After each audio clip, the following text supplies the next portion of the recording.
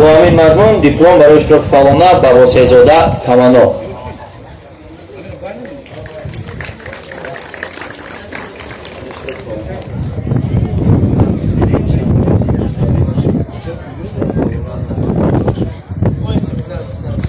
با همین مضمون دیپلم برای اشتراک فعالانه با خلو و دلنازه. خلو و دلنازه.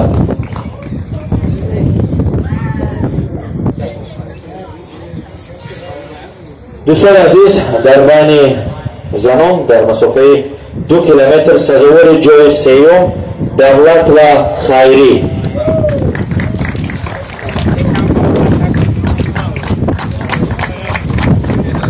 برای اشغال جای دوم در همین مسافه میرزا و هجرانه.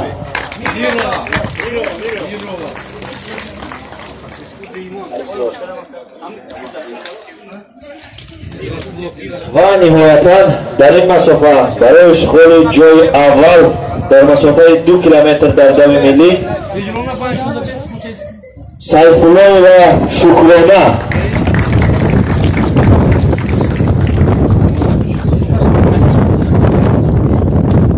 سیفالله و شکرانه.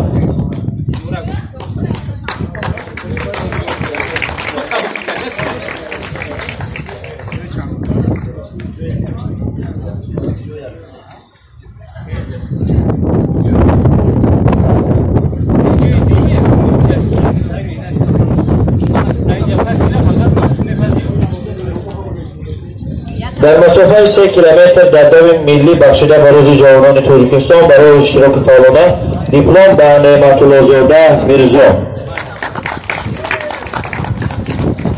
با همین مضمون برای اشتراک فعالانه به سیفالله شهباز.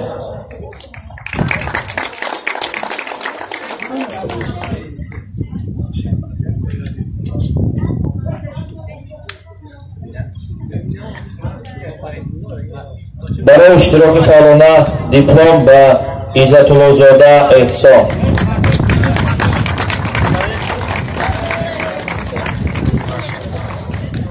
در مسافه 3 کیلومتر در دو ملی بخشیده به روز جوانان تاجیکستان برنده جای سیوم سیفالله هدیت‌الله.